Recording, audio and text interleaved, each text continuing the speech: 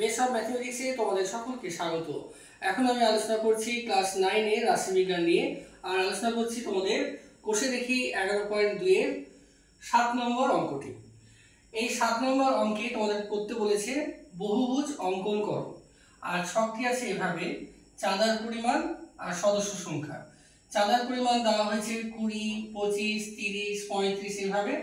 আর সদস্য সংখ্যা মানে তো পরিসংখ্যা 20, 26, 16 এইভাবে দিয়েছে। তো এখন দেখো এখানে চাঁদার পরিমাণ দিয়েছে, তার মানে এটা শ্রেণী সীমা বলেনি, এটা আসলে শ্রেণী মধ্যমান বলেছে। তাহলে আমরা যখন ছক করব তখন আমাদের ছকে শ্রেণী মধ্যমান হবে, পরিসংখ্যা হবে এবং একটি হবে শ্রেণী সীমা বা শ্রেণী সীমানা। তো আগে এই ছক অনুযায়ী শ্রেণী মধ্যমানগুলো লিখে নিই। তো শ্রেণী মধ্যমানগুলো কেমন আছে? 20, 25, 30। আর তোমরা জানো যে বহুভুজ অঙ্কন করার জন্য আগের মধ্যমানটাও লাগে এবং শেষ মধ্যমানটাও লাগে। এখন এই মধ্যমানগুলো কিভাবে আছে দেখে নাও। 20, 25, 30 অর্থাৎ 5 5 করে বাড়ছে। তাহলে 20 আগে 5 আগে কত হবে? 15। তাই প্রথম শ্রেণী মধ্যমান হবে 15। এবার বাড়াও 20, 25, 30, 35, 40, 45, 50। এই 50 পর্যন্ত বলা আছে, তাহলে 50 এর পরেরটা হবে 55। এবার পরিসংখ্যা তোমরা জানো যে আগের পরিসংখ্যাটা হবে 0 এবং শেষ পরিসংখ্যাটা হবে 0। তাহলে আগের পরিসংখ্যা হচ্ছে 0, শেষটাও 0। এবার পরিসংখ্যা এগুলো দেখে দেখে লিখে নাও। 20, তারপর 26, 16, 10, 4, 18 এবং 6। এখন আমরা শ্রেণী সীমানাটা কিভাবে বের করতে হয় সেটা আলোচনা করি।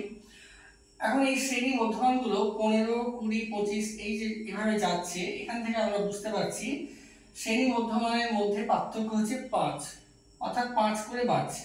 তো পার্থক্য যদি 5 হয় তাহলে আমাদের যে শ্রেণী সীমানা হবে তারও দৈর্ঘ্য হবে 5। তাই শ্রেণী সীমানার দৈর্ঘ্য কত হবে? 5। এখন 5 এর অর্ধেক কত?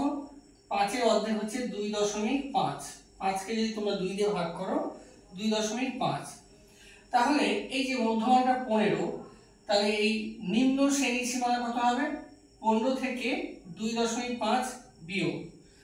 আর উচ্চ শ্রেণী সীমানা কত হবে? 15 এর সঙ্গে 2.5 যোগ। তাহলে দেখো 15 থেকে যদি আমরা 2.5 বিয়োগ করি তাহলে হবে 12.5। তোমরা একটু বিয়োগ করবে, 15 থেকে 2.5 বিয়োগ করো তাহলে কিন্তু 12.5 হয়। আর 15 এর সঙ্গে 2.5 যোগ করলে হবে 17.5। তাহলে প্রথম শ্রেণী সীমানাটা হবে 12.5 থেকে 17.5। আর এই শ্রেণী দৈর্ঘ্যটা হচ্ছে 5। তো প্রথমটা যদি হয়ে যায় পরেরগুলোর কোনো অসুবিধা নেই।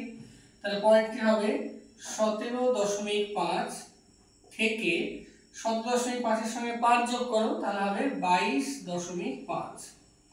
এভাবে 22.5 থেকে তাহলে এর সঙ্গে আবার 5 যোগ করো তাহলে হবে 27.5। এভাবে 27.5 থেকে 5 যোগ করলে হবে 32.5।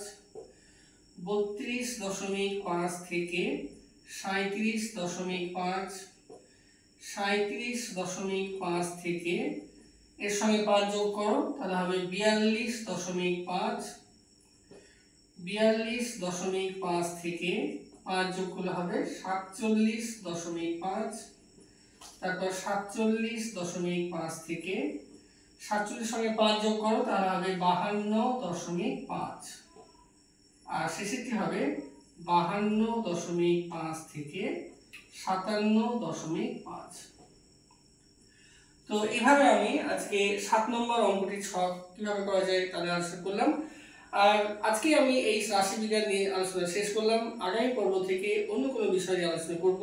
তোমরা দেখতে থাকো। Thank you.